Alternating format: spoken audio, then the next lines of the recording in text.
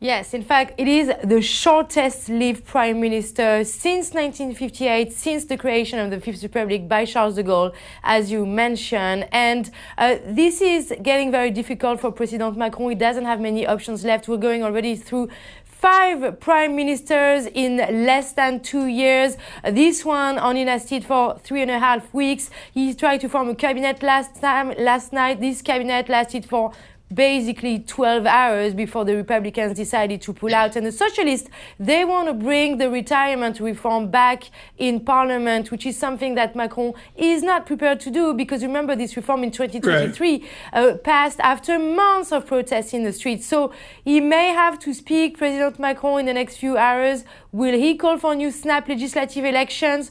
Or will he go further and resign? That's also one option. Okay, Paul, I got to use my French with Caroline just to impress her with this. So, Caroline, if they have an election at some point, which Americans don't understand, it's like, okay, they've got a nuts government, do an election, let's go democracy. Le Pen and the Conservatives are big near Belgium, Haute-de-France.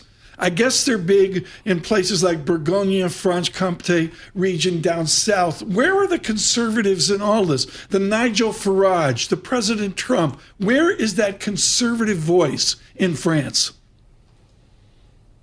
Yes, so if there are new snap legislative elections in the next few weeks, clearly the national rally of Marine Le Pen and Jordan Bardella would probably get the biggest bloc in Parliament. But that still means the Parliament would be still fragmented into 3 blocks. So we may end up in the exact same situation as today. Now, if President Macron resigns and then you have new presidential elections, the unknown is about the candidate of the far right, because you know that Marine Le Pen has been banned from running for elections for the next 5 years. She's going to have an appeal in her trial starting in January. But clearly, if the presidential elections are held sooner than this, the candidate would probably be the young Jordan Bardella, who's currently the president of the far right. The center is basically over at this stage. President Macron cannot run for new elections, and Edouard Philippe, who was a former prime minister during his first mandate, who is kind of like the potential next candidate of the center,